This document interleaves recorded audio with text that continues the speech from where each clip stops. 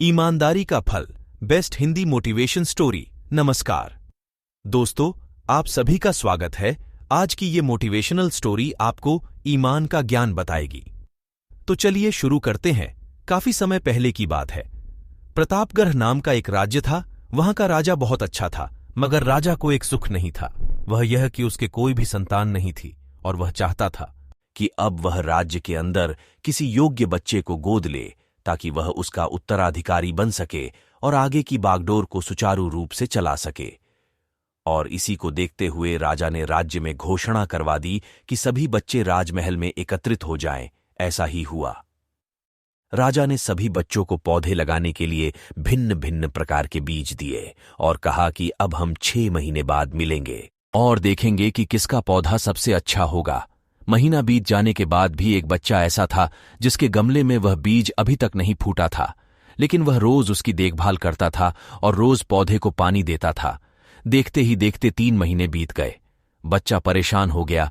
तभी उसकी मां ने कहा कि बेटा, धैर्य रखो, कुछ बीजों को फलने में ज्यादा वक्त लगता है और वह पौधे को सींचता रहा। 6 महीने हो गए। राजा के पास जाने का समय आ चुका था, लेकिन वह डरा हुआ था कि सभी बच्चों के गमलों में तो पौधे होंगे और उसका गमला खाली होगा।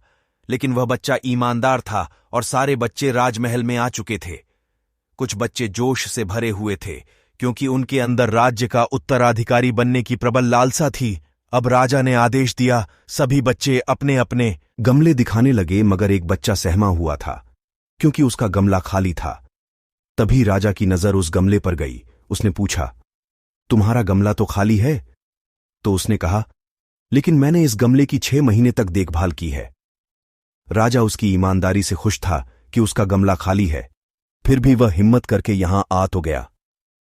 सभी बच्चों के गमले देखने के बाद राजा ने उस बच्चे को सभी के सामने बुलाया। बच्चा सहम गया और राजा ने वह गमला सभी को दिखाया। सभी बच्चे जोर से हंसने लगे।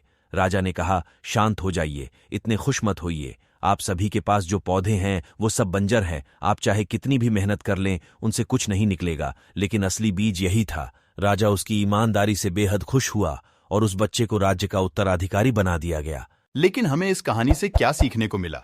मेरे हिसाब से अपने अंदर ईमानदारी का होना बहुत जरूरी है। अगर हम खुद के साथ ईमानदार हैं, तो जीवन के किसी न किसी जगह में सफल हो ही जाएंगे, क्योंकि हमारी औकात हमें ही पता होती है। हम खुद को पागल बनाकर खुद का ही नुकसान करते हैं। इसलिए हमें ईमानदार रहना चाहिए। धन्यवाद।